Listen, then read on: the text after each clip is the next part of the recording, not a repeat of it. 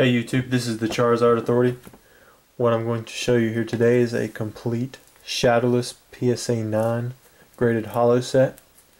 I'm not going to show it in order as in 1, 2, 3, 4 all the way to 16. I'm actually going to show them in the order of how I think they are valued from the least to the greatest. I'm going to start out with Hitmonchan.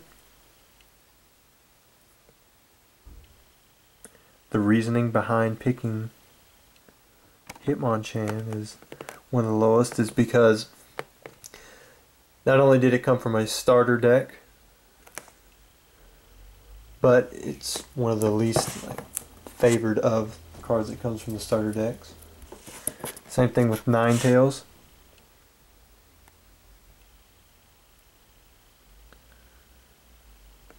If you go on eBay and look up for Shadowless Holos, usually those two and this one will be all over the place. So there's Gyarados, the number 6.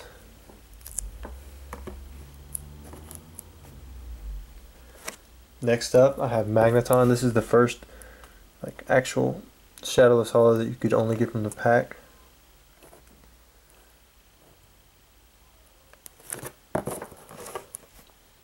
After Magneton I have Mewtwo. It also comes from the pre-constructed theme decks, but it is much more popular than the others, mainly because it is Mewtwo, Pokemon number 150. Next we have Chansey. This one's hard to get in the Mint 9, but still not very popular. People tend to like color. Same thing with a Clefairy. Moving along, we're up to Poliwrath. This one's fairly popular and a little harder to get in packs. I value it around the same as Nidoking, but I think Nidoking would edge it out because neither one of them I don't think are reprinted in their original series. Raichu is reprinted in Fossil, but it's very popular because of its Pikachu counterpart. Zapdos is also reprinted in Fossil, but it is popular because it's one of the 3 legendary birds.